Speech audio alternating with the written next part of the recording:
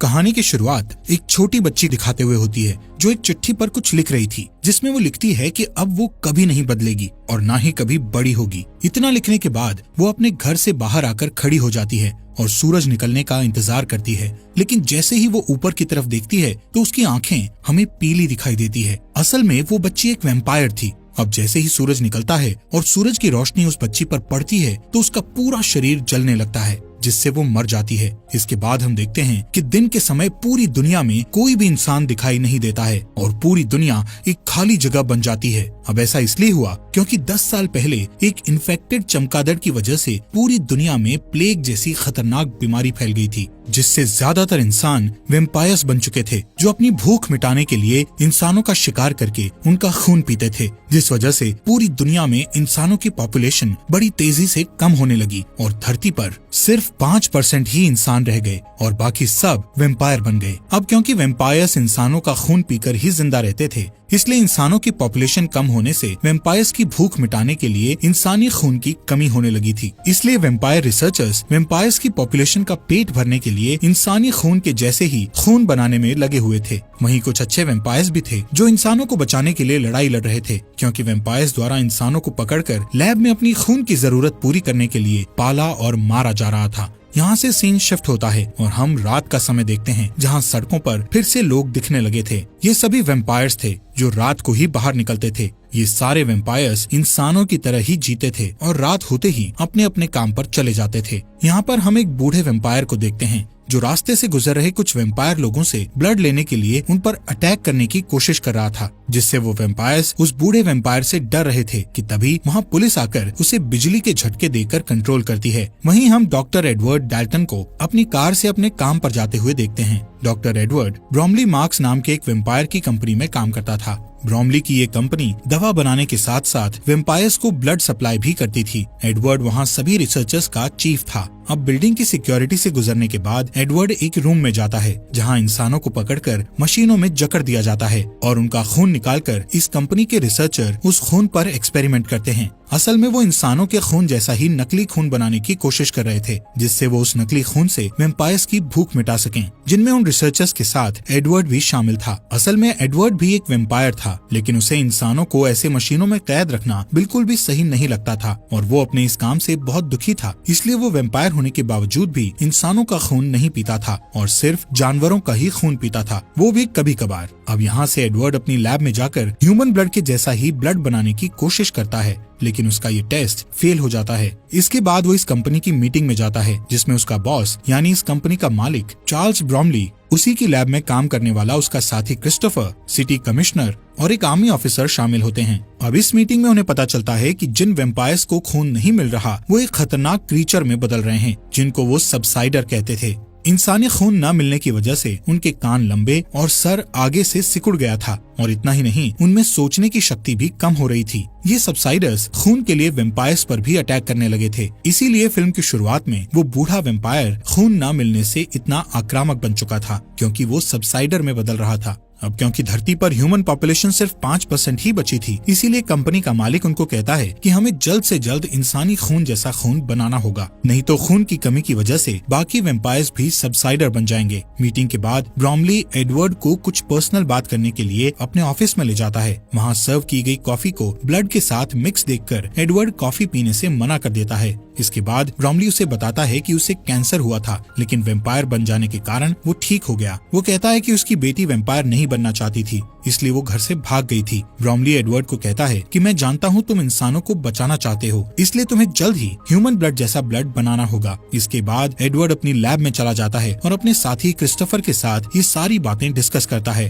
Christopher उसे हिचकिचाते हुए बताता है कि एक बंदर पर टेस्ट कर रहा हूँ और इस टेस्ट को आगे बढ़ाने के लिए मुझे कुछ और टेस्ट करने होंगे, जिससे शायद हम ब्लड बना सकें। कुछ समय बाद रिसर्चर एक कैदी पर टेस्ट शुरू करते हैं। वहीं ब्रोमली और कुछ ऑफिसर्स विंडो से इस टेस्ट को होता देख रहे थे। एडवर्ड उस इंसान के बॉडी में ब्लड का सब्स्टिट्यूट डालता है, जिससे पहले वो इंसान थोड़ा अच्छा महसूस करता है, लेकिन बाद में जब पूरा सब्स्टिट्यूट बॉडी में चला जाता है तो वो उल्टी करने लगता है और उसकी बॉडी चेंज होने लगती है और शरीर में छाले पड़ने लगते हैं। रिसर्चर उसे तुरंत पकड़ लेते हैं और एपिमोन नाम की दवा इंजेक्शन के जरिए उसकी बॉडी में डालते हैं, जिससे उसका हिलना बंद हो जाता है और बॉडी पहले जैसी हो जाती है। लेकिन इसके तुरंत बाद उसकी पूरी बॉडी एक्सप्लोड हो जाती है। उस रात एडवर्ड लैब से घर चला जाता है और रास्ते में अपनी कार में न्यूज देख रहा होता है, जिसमें ब्लड की रैशनिंग से होने वाले दंगों के बारे में बताया जाता है। यानी वैम्पायर लोग ब्लड कम दिए जाने की वजह से दंगा करने लगे थे। इसी बीच एडवर्ड के कान खुजलाने लगते हैं और वो आईने में अपने कानों को देखने लगता है जो लंबे और पॉइंटेड होने लगे थे। इस बीच ध्यान बंटने की वजह से वो सामने आने वाली कार को नहीं देख पाता है, जिससे लास्ट मोमेंट में उसे कार घुमाकर रोकना पड़ता है। लेकिन वो दूसरी कार सड़क के किनारे लगे घेरे में टकरा जाती है। एडवर्ड हेल्प करने के लिए बाहर आता है, लेकिन उसके हाथ में एक तीर लगती है। तभी दूसरी कार से कुछ लोग बाहर आते हैं जो इंसान थे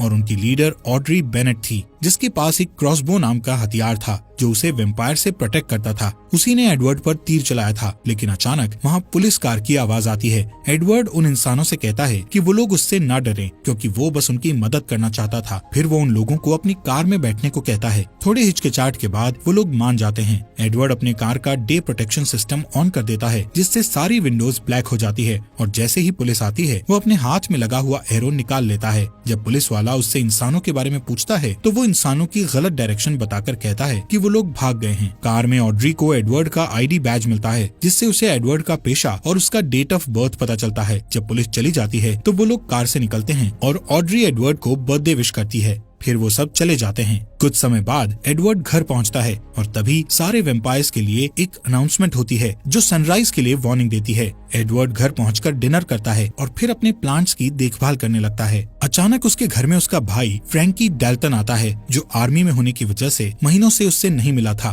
फ्रैंकी एडवर्ड से बर्थडे पार्टी देने के लिए कहता है। इस पर एडवर्ड कहता है कि वो अब 35 साल का हो गया है। फिर फ्रैंकी कहता है कि उन्हें बर्थडे सेलिब्रेट करना चाहिए और उसके लिए वो 100% प्योर इंसान के ब्लड की महंगी बॉटल लेकर आया था। वो 2 ग्लास में ब्लड डालता है और अपने भाई को पिग का ब्लड पीने की बात पर चिढ़ाता है, लेकिन एडवर्ड ब्लड पीने से मना कर देता है और इस बात पर फ्रैंकी को गुस्सा आ जाता है और दोनों में बहस शुरू हो जाती है। फ्रैंकी कहता है कि एडवर्ड इंसान के ब्लड को हाथ नहीं लगाता है, लेकिन अभी भी उसी कंपनी के लिए काम करता है जो अपने फायदे के लिए इंसानों को पालते और मारते हैं। इस पर एडवर्ड कहता है कि ब्लड का सब्स्टिट्यूट तलाशने के लिए उसे ये बुरा काम करना जरूरी है, लेकिन वो फ्रैंकी से भी नाराजगी जाहिर करता है क्योंकि वो आर्मी के लिए इंसानों का शिकार करता है। फिर अचानक एडवर्ड ब्लड की बोतल को उठाकर सारा ब्लड ड्रेन में डालने लगता है कि तभी फ्रैंकी बोतल उसके हाथ से लेकर दीवार में मार देता है। इसके बाद फ्रैंकी जाने की कोशिश करता है, लेकिन एक सबसाइडर उसके रास्ते में आ जाता है और वो नहीं जा पाता। वो क्रीचर किचन में जाता है और दीवार के ऊपर जो ब्लड था उसे चाटने लगता है और उसके बाद टेबल के ऊपर रखे ग्लास को भी चाटता है। इसी बीच फ्रैंकी एक चाकू उठा लेता है, जिससे सबसाइडर चौंक जाता है और फ्रैंकी को दीवार की तरफ धक्का देता है। फ्रैंकी ग्लास के टेबल पर गिर जाता है, जिससे टेबल का कांच टूटकर बिखर जाता है और कुछ सेकंड के लिए फ्रैंकी बेहोश हो जाता है। फिर सबसाइडर एडवर्ड की तरफ बढ़ता है। एडवर्ड एक स्टूल को उठाकर उसे रोकने की कोशिश करता है और साथ ही अपने भाई को होश में लाने के लिए उसका नाम लेकर पुकारता है। फ्रैंकी होश में आ जाता है और फिर चाकू को पकड़ता है। दोनों भाई सबसाइडर पर अटैक करने की कोशिश करते हैं, लेकिन वो जंप करके सीलिंग में लटक जाता है। इससे फ्रैंकी को चांस मिल जाता है और वो उसका सिर काट देता है। कुछ टाइम के बाद पुलिस मामले के बारे में जानने के लिए वहाँ पहुँचती है और कहती है कि अब सबसाइडर शहर में फैल चुके हैं। एक ऑफिसर को उस क्रीचर की एक रिंग मिलती है, जिससे एडवर्ड को पता चलता है कि वो एक लोकल माली था और उसे उसकी बॉडी में खुद के लगाए हुए जख्म भी मिलते हैं, जो खुद को खाने से हुए थे। अगले दिन सिक्योरिटी अलार्म बजने से एडवर्ड की नींद खुल जाती है और जब वो चेक करने के लिए लाइट ऑन करता है तो ऑड्री उसकी तरफ क्रॉसबो एम करके खड़ी दिखाई देती है। ऑड्री कहती है कि उसे ऐसे वैम्पायर की तलाश है जिस पर वो लोग भरोसा कर सकते हैं और इसके लिए उसे एडवर्ड बिल्कुल सही लगता है। वो उसे एक पेपर शीट देती है जिसमें एक मैप बना होता है। एडवर्ड मैप को देख ही रहा होता है कि अचानक एक आवाज आती है और एडवर्ड उस आवाज की तरफ मुड़कर देखता है और इस बीच ऑड्री चुपचाप चली जाती है। एडवर्ड जब उस आवाज को चेक करने जाता है तो पता चलता है कि आवाज फ्रैंकी की है। फ्रैंकी उससे ऑड्री के बारे में पूछता है। एडवर्ड उसे कुछ नहीं कहकर टाल देता है। उस रात न्यूज में पता चलता है कि जिन इन्वेस्टर्स ने रिसर्च करने के लिए ब्रॉमली को इंसान सप्लाई किए थे, वो लोग अब और सप्लाई नहीं दे सकते थे। अगले दिन एडवर्ड काम पर जाता है और अपने बॉस से मिलकर उससे गारंटी मांगता है कि सब्स्टिट्यूट मिल जाने के बाद उन्हें इंसानों के सप्लाई की जरूरत नहीं पड़ेगी। इस पर ब्रॉमली कहता है कि ज्यादातर वेम्पायर सब्स्टिट्यूट के मिलने से खुश हो जाएंगे, लेकिन कुछ लोग ऐसे भी हैं जो रियल चीज की मांग करते हैं। इस पर एडवर्ड उसे याद दिलाता है कि उसकी बेटी भी उन्हीं लोगों में से एक है। इसके बाद एडवर्ड मैप को देखने के लिए अपने लैब में चला जाता है। जब सुबह होती है तो एडवर्ड अपने घर वापस नहीं आता और अपनी कार में लाइट प्रोटेक्शन ऑन करके मैप के बताए रास्ते से गांव की तरफ जाता है। वहाँ ऑड्री पहले से उसका वेट कर रही होती है। वो उसे बड़े से एक पेड़ के पास आने को कहती है। एडवर्ड अपनी कार ट्री के नीचे पार्क करता है और हैट और सनग्लासेस पहनकर कार से बाहर आता है। वो हमेशा सनलाइट से बचने के लिए सावधान रहता है। वहाँ उसे एक आदमी मिलता है जिसका नाम लियोनल एल्विस कॉर्मैक था। वो आदमी एक वैम्पायर था जो अब इंसान बन चुका था। एडवर्ड उससे जानना चाहता था कि वो इंसान कैसे बना, लेकिन ऑड्री को पास आता देखकर वो चुप हो जाता है।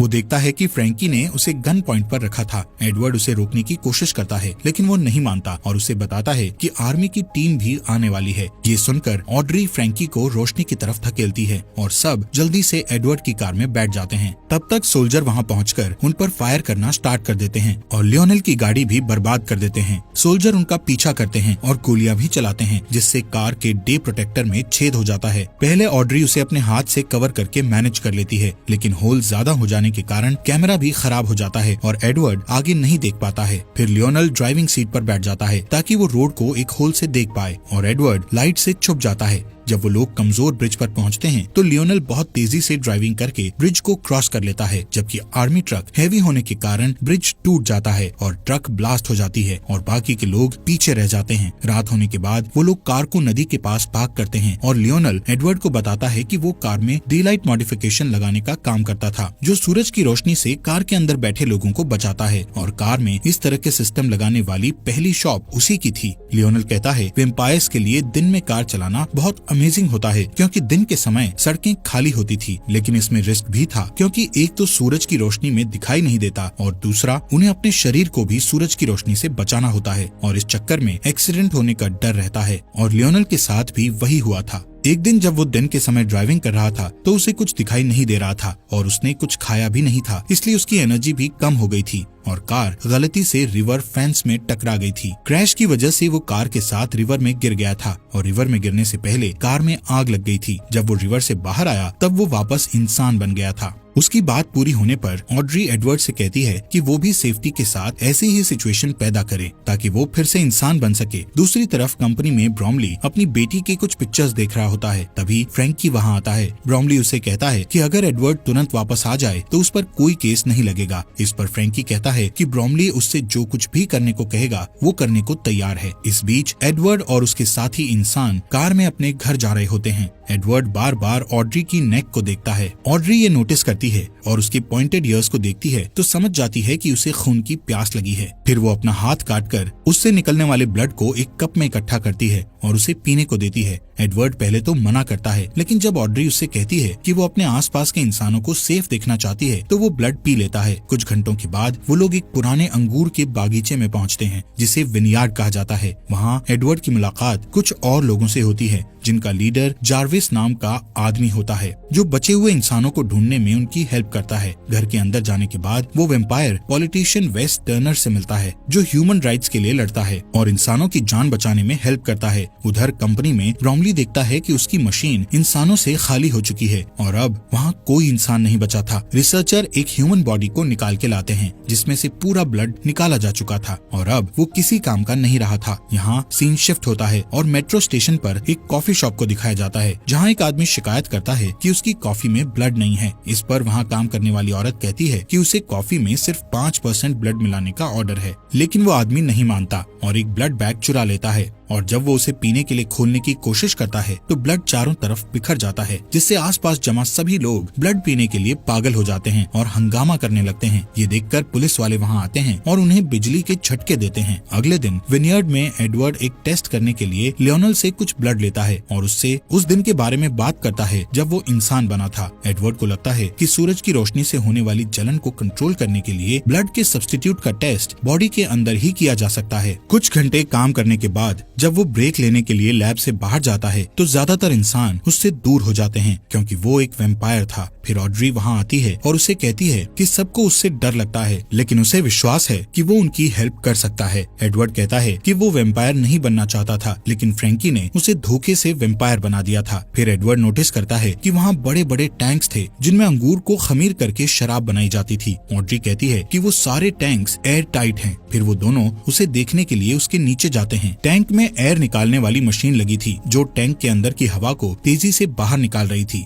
ये देखकर एडवर्ड को लगता है कि वो लोग उसका इस्तेमाल आग बुझाने के लिए कर सकते थे। फिर वो लोग अपने एक्सपेरिमेंट पर काम करना शुरू करते हैं। इस बीच आधी रात को जार्विस का ग्रुप बचे हुए इंसानों को विनयार्ड लेकर जा रहा होता है, जिसमें ब्रोमली की बेटी एलिसन भी थी। तभी उसकी कार के टायर पर कोई शूट करता है, जिससे कार को रोकना पड़ता है। वो लोग अपना हथियार लेकर कार से बाहर निकलते हैं, लेकिन आर्मी उन्हें चारों तरफ से घेर लेती है और थोड़ी देर तक फाइट करने के बाद सारे इंसान हार जाते हैं। एलिसन विनयार्ड से कांटेक्ट करने की कोशिश करती है, लेकिन थकान से बेहोश हो जाती है। फ्रैंकी उसके हाथ से वॉकी टॉकी ले लेता है और लोकेशन का पता लगाने के लिए उस कॉल को ट्रैक करता है। उधर विनयार्ड में सारे इंसान अपना अपना सामान इकट्ठा करके अपनी कार में बैठ रहे होते हैं और सुरक्षित जगह जाने के लिए टर्नर को फॉलो करते हैं, लेकिन एडवर्ड वहीं रहना चाहता था क्योंकि उसे एक्सपेरिमेंट करना था। लियोनेल और ऑड्री भी उसकी हेल्प करने के लिए रुक जाते हैं। इधर एलिसन को जब होश आता है तो वो खुद को अपने फादर के ऑफिस में पाती है और जब उसका फादर ब्रोमली आता है तो वो एक चाकू उठा लेती है। एलिसन अपने पिता से अपने दोस्तों को छोड़ देने के लिए कहती है। ब्रोमली कहता है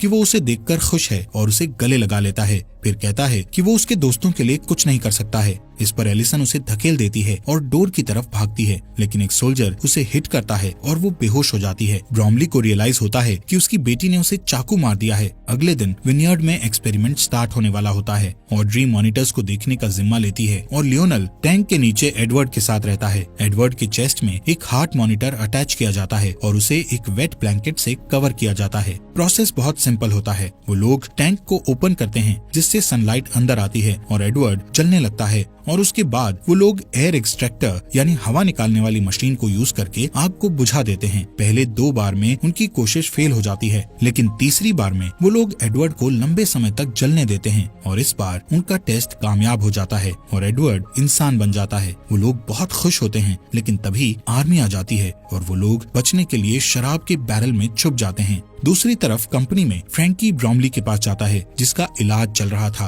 ब्रोमली फ्रैंकी से अपनी बेटी के लिए कुछ करने को कहता है और फ्रैंकी एलिसन को देखने के लिए चला जाता है। एलिसन अभी भी वैम्पायर नहीं बनना चाहती थी, लेकिन फ्रैंकी उसे अपने दांतों से काट लेता है ताकि वो वैम्पायर बन जाए। इधर विनयार्ड में तीनों इंसान अपने छुपने की जगह से निकलते हैं। एडवर्ड बाहर जाता है और पहली बार सनलाइट जब उसकी स्किन को टच करती है तो उसे बहुत अच्छा लगता है। लियोनेल अपनी पुरानी कार निकालता है। इस बीच कंपनी में ब्रोमली अपनी खाली मशीन को देखने के बाद अपनी बेटी से मिलने जाता है। एलिसन को पीने के लिए ब्लड दिया जाता है, लेकिन वो ब्लड नहीं पीती। ब्रोमली उसके पास जाता है और देखता है कि वो खुद को अपने दांतों से काट रही थी, जिससे वो इन्फेक्टेड हो गई थी। फिर वो अपने फादर पर अटैक करती है और सारी चीजों के लिए उसे ब्लेम करती है। तब एलिसन को वहाँ से हटा दिया जाता है और हर जगह सैनिक कानून लागू कर दिया जाता है, जिसके बाद वो लोग सड़कों पर सबसाइडर से फ्रीली लड़ सकते थे। इस दौरान ऑड्री, एडवर्ड और लियोनेल टर्नर के कैबिन में आते हैं, जहां वो देखते हैं कि सारे इंसान मर चुके हैं। ऑड्री को लगता है कि अब कोई उम्मीद नहीं बची, लेकिन एडवर्ड कहता है कि वो किसी को जानता है जो उनकी मदद कर सकता है। इस बीच क्रिस्टोफर को लैब में दिखाया जाता है जो अभी भी एक्सपेरिमेंट कर रहा था। उधर आर्मी सबसाइडर्स को घसीटकर सनलाइट में मरने के लिए लेकर जा रही होती है और एलिसन भी उनमें से एक होती है। उसे मरता देखकर फ्रैंकी को अपनी गलती का एहसास होता है। उस रात क्रिस्टोफर अपने घर आता है तो एडवर्ड ऑड्री और लियोनेल को अपने लिए वेट करते हुए देखता है। एडवर्ड उससे कहता है कि उसके पास एक सोल्यूशन है जो सब्स्टिट्यूट से बेटर है और उसे हेल्प करने के लिए कहता है। उनकी बातचीत फोन रिंग होने की वजह से रुक जाती है। क्रिस्टोफर कॉल रिसीव करने के लिए चला जाता है। जब उसे आने में लेट हो जाता है तो सबको शक होता है और ऑड्री चेक करने उसके पीछे जाती है। एडवर्ड और लियोनेल उसके कोट को चेक करते हैं। यहाँ पता चलता है कि क्रिस्टोफर ने अपना फोन शुरुआत से कंपनी के साथ कॉल पर रखा हुआ था और कंपनी के सभी लोग जान गए थे कि एडवर्ड और उसके साथी कहाँ हैं। अचानक वहाँ आर्मी आ जाती है और फाइट में ऑड्री बेहोश हो जाती है और उसे पकड़ लिया जाता है। लियोनेल और एडवर्ड रोड पर बनी हुई टनल के जरिए वहाँ से बच निकलते हैं और एक पुरानी सुनसान बिल्डिंग में छुपने का फैसला करते हैं, लेकिन वहाँ एक सबसाइडर उन पर अटैक कर देता है। तभी फ्रैंकी वहाँ आ जाता है और उस क्रीचर को शूट कर देता है।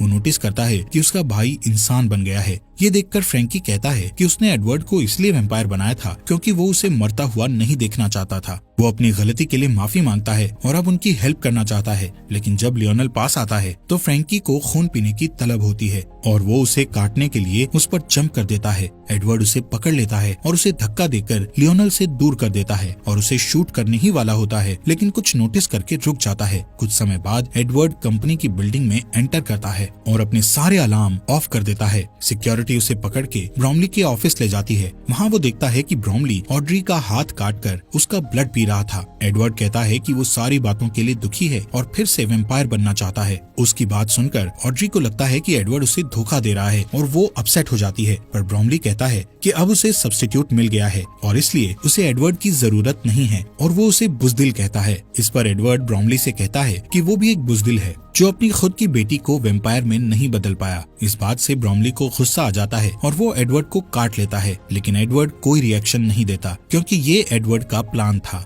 अब ब्रॉमली इंसान में बदलने लगता है। फिर एडवर्ड को याद आता है कि फ्रैंकी भी ऐसे ही ह्यूमन में बदल गया था। इससे पता चलता है कि जो वैम्पायर ठीक होकर ह्यूमन बन चुके थे उनका ब्लड ही सोल्यूशन बन गया था। इतने में ब्रॉमली अलार्म प्रेस करके सिक्योरिटी को बुलाता है। तभी आर्मी ट्रक वहाँ पहुँच जाती है। सोल्जर अपनी गाड़ियों से बाहर आते हैं और डोर ओपन करके देखते हैं कि ब्रॉमली चेयर में बंधा हुआ है। सारे वैम्पायर पागल हो जाते हैं और उसका खून पीकर अपना पेट भरने लगते हैं। इस दौरान ऑड्री और एडवर्ड कुछ हथियार लेकर नीचे आते हैं और बिल्डिंग से निकलने ही वाले होते हैं, लेकिन बहुत सारे सोल्जर आकर उनका रास्ता रोक देते हैं। इतने में एक कार ग्लास डोर को तोड़ते हुए अंदर आती है, जिसमें लियोनल और फ्रैंकी बैठे होते हैं। वो सोल्जर्स को हिट करते हुए एडवर्ड तक पहुंच जाते हैं ताकि उसे बचा सकें, लेकिन जल्दी ही उन सबको वापस घेर लिया जाता है। फ्रैंकी एडवर्ड को वहां से जाने के लिए कहता है और सारे सोल्जर उस पर जंप कर देते हैं और उसे खाने लगते हैं। एडवर्ड को अपने भाई की मौत पर दुख होता है। तभी सिक्योरिटी वाले ऑड्री को अपने साथ ले जाते हैं और एडवर्ड उसे बचाने सिक्योरिटी रूम तक उन्हें फॉलो करता है,